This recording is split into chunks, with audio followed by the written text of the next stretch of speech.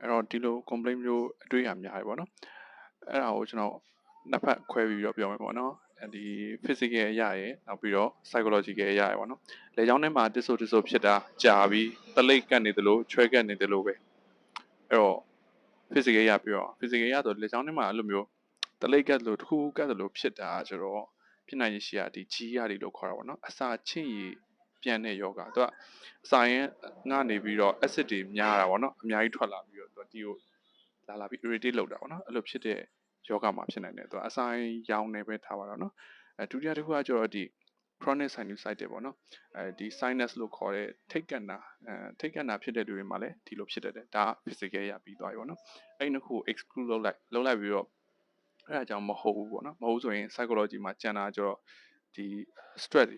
ကြောင့်ပေါ့နော်စိတ်ဖိစီးမှုများနေတဲ့လူစိတ်ရှုပ်နေတဲ့လူနောက်ပြီးတော့ဒီ generalized anxiety disorder ခံစားနေရတဲ့လူမှာမနက်ခင်းနိုးချင်းအဲ့လိုမျိုးတခုတဆိုဖြစ်နေလို့အဲ့လိုမျိုးချွဲကိုပြန်ပြီးဟန့်နေရတယ်ပေါ့နော်ဒါဆိုရင်ဒါကိုယ်မှာစိတ်ဖိစီးမှုများနေလို့ဖြစ်နိုင်တယ်အဲ့ဒါကျတော့ဒီ psychology ကတက်ပေါ့နော်အဲ့ဖြစ်လဲများတယ်ဘယ်လိုလုပ်ရမလဲဆိုရင်ကျွန်တော်ခုနပြောတဲ့ဒီ physiological ရ physical ရမှာဒီကြီးရဒီရှိနေသလားchronic sinusitis ရှိနေသလားအရင် exclude လုပ်အောင်ပါပေါ့နော်တဘောတော့စီကံတော့ပြကြည့်ပေါ့နော်အကုန်ကောင်းတယ်ဆိုရင်ကြံတာကတော့ဒီ psychology ပဲကြံတော့တယ်အဲ့တော့သူစိတ်ဖိစီးမှုတွေများနေလားစိတ်ရှုပ်စရာတွေများနေလားပေါ့နော်အဲ့ဒါတွေကိုပြန်ပြီးတော့ကိုယ်စိတ်နဲ့ပြန်ပြီးထိန်းရမှာပေါ့နော်အဲ့ဒါဆိုရင်ပြန်သက်သာသွားလိမ့်မယ်တဘောတော့သူကဒီ anxiety သမားတွေလိုပဲ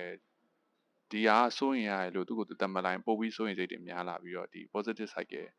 negative cycle လဲရတာပေါ့နော်မကောင်းတာဖြစ်ပြီးတော့မကောင်းတာရထပ်ပြီးတွေးတယ်တွေးတော့ပို့ပြီးတော့မကောင်းတာပဲမြင်လာတယ်အဲ့ဒါနဲ့မသက်သာတော့ဘူးအဲ့တဘောပေါ့နော်